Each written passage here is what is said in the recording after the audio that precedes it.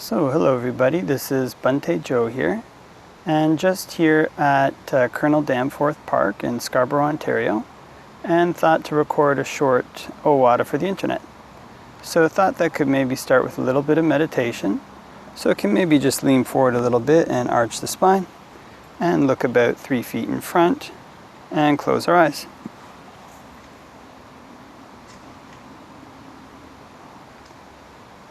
And can spread thoughts of goodwill,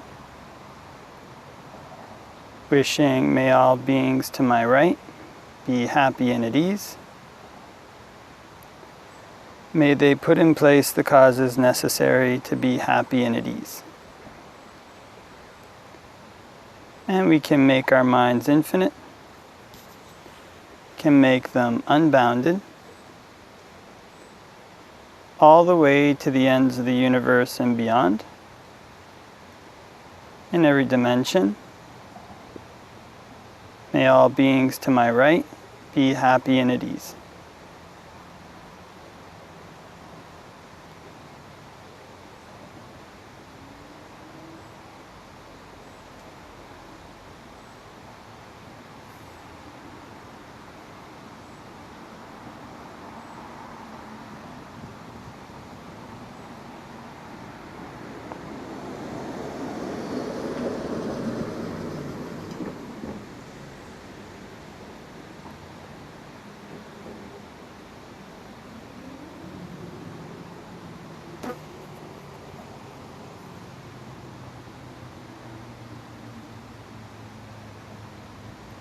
And we can spread thoughts of goodwill to our right hand side and our left hand side.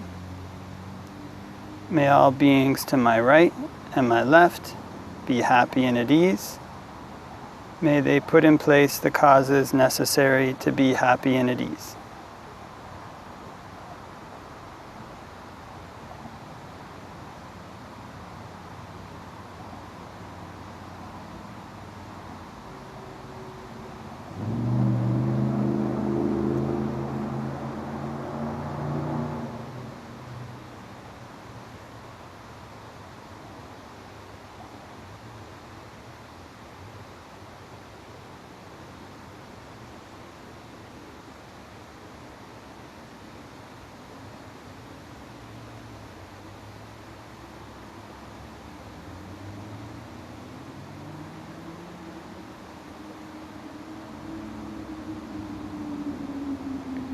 And we can spread thoughts of goodwill to our right hand side, our left hand side, and in front.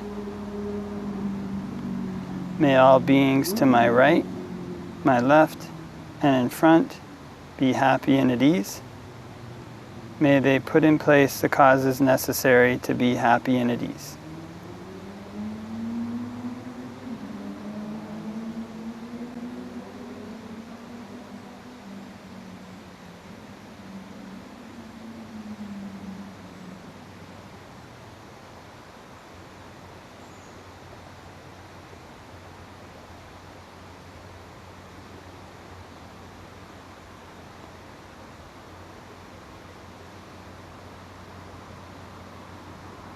And we can spread thoughts of goodwill to our right, to our left, in front, and behind, in all 4 directions.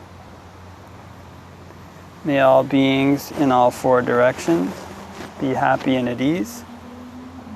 May they put in place the causes necessary to be happy and at ease.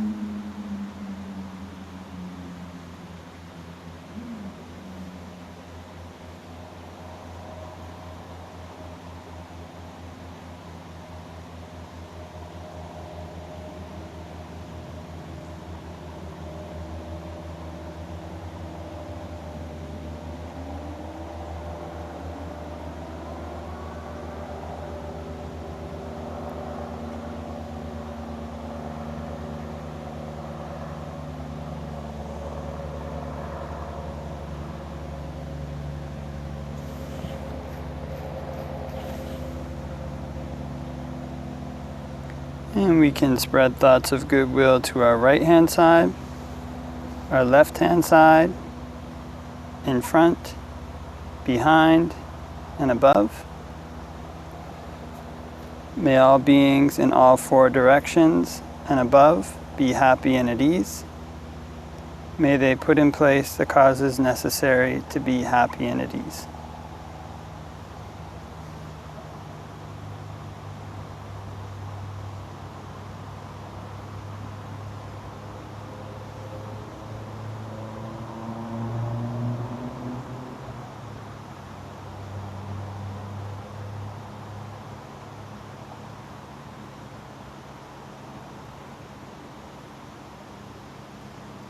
And we can spread thoughts of goodwill to our right hand side, to our left hand side, in front, behind, above, below, all around in every direction, everywhere. May all beings all around in every direction, everywhere, be happy and at ease. May they put in place the causes necessary to be happy and at ease. And we can make our minds infinite, can make them unbounded, all the way to the ends of the universe and beyond.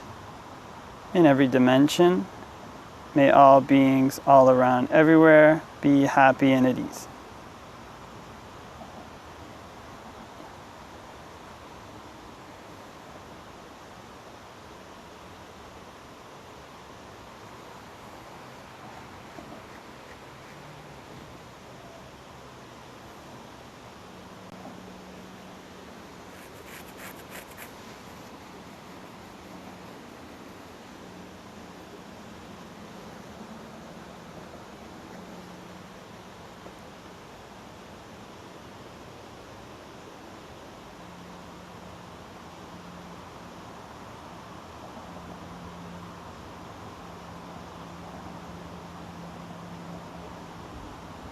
And can open our eyes and do a short Ovada for the internet. Namo tassa bhagavato arahato samma sambuddhassa. Namo tassa bhagavato arahato samma sambuddhassa. Namo tassa bhagavato arahato samma sambuddhassa. Buddhaṃ saranang gacchāmi, Dhammaṃ saranang gacchāmi, Sanghaṃ saranang gacchāmi. Dutiyampi Buddhaṃ saranang gacchāmi, Dutiyampi Dhammaṃ saranang gacchāmi, Dutiyampi Sanghaṃ saranang gacchāmi. Tatiyampi Buddhaṃ saranang gacchāmi, Tatiyampi Dhammaṃ saranang gacchāmi, Tatiyampi Sanghaṃ saranang gacchāmi. So, hello everybody. I'm just here in Colonel Danforth Park, and right now it's about dusk. So, kind of dusk is the time that mosquitoes come out. So there's a bunch around right now. So I might be doing a little bit of hand flicking and scratching during the video. So that's the reason why. And so these kind of mosquitoes in Canada, they have maybe 2 months to eat, and during that 2 months they have to kind of collect a lot of food for the times when when they're not going to have that much food to eat. And so what that means is that they tend to be kind of pretty interested in getting the food that they can while these 2 months are around. And also they're kind of pretty persistent. So I remember in Thailand, they had kind of a very persistent ants. But their mosquitoes were a little bit more relaxed, and if you kind of went like this, they would go away and and not come back. Just a little shoo, go away. They'd kind of head off, and then they might come back looking later. But if you shooed them away, they would go.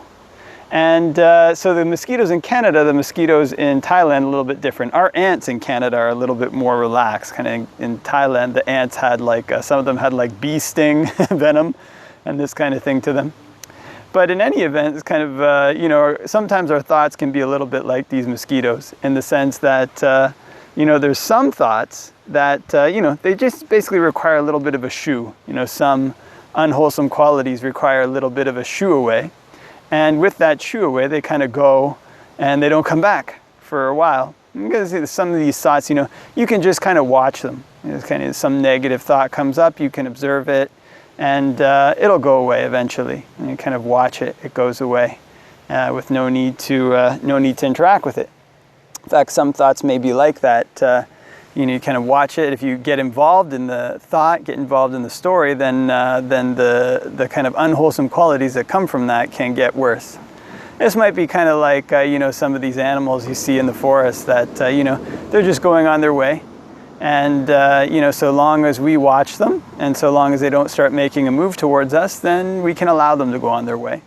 And if we go and get involved with them, then they can get worse. So if you see a snake kind of going by in the forest, you probably don't want to go over to it and get involved with it.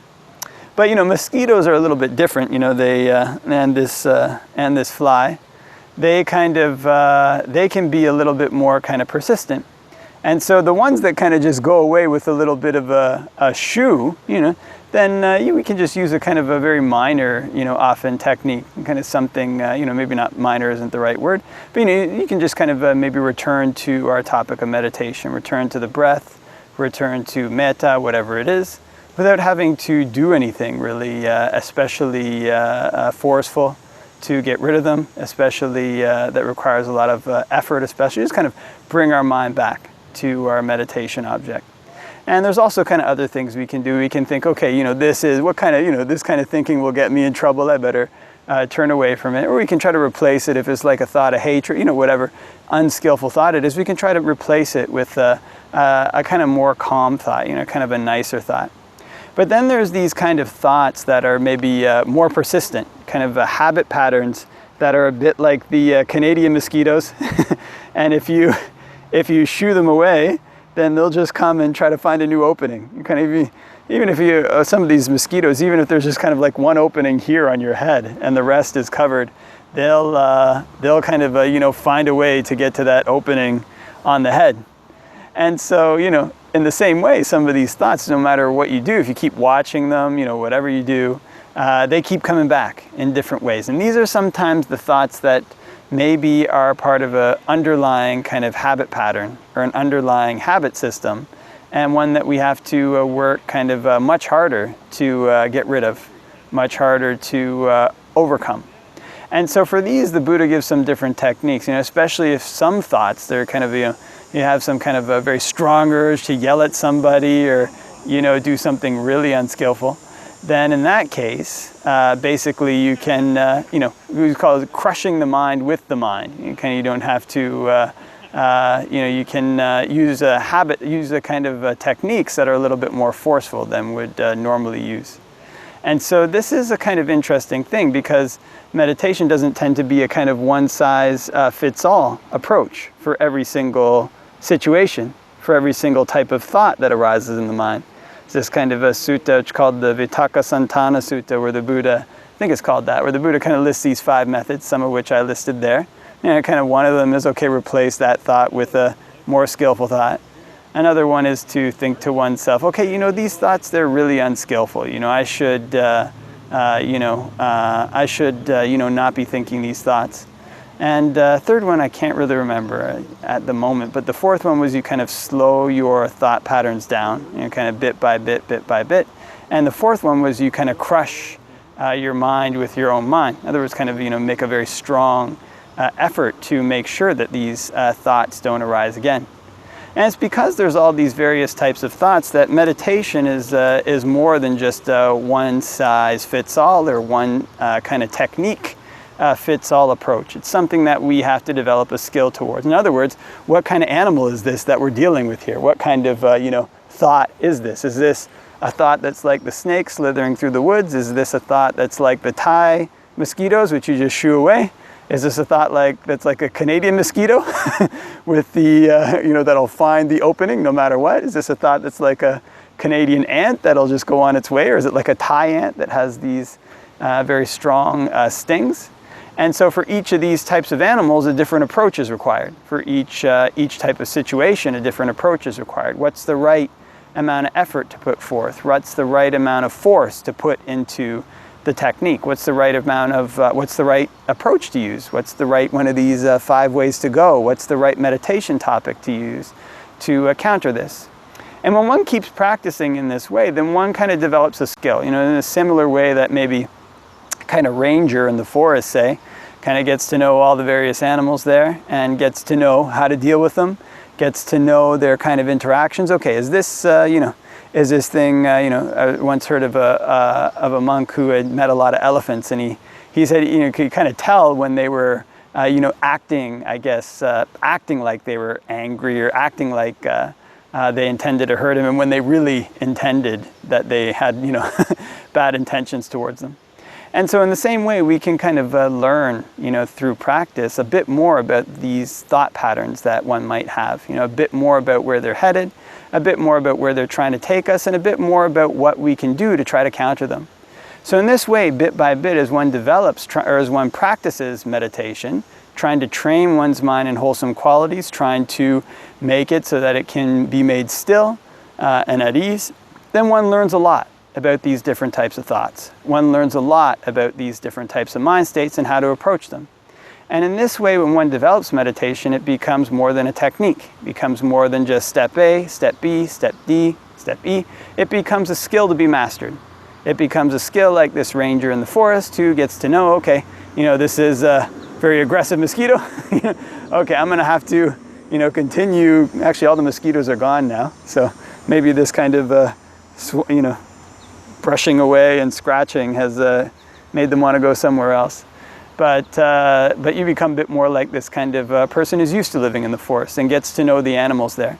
And so knows how to deal with them in a way that they can live in peace, in a way that they can live untroubled by these animals and at ease.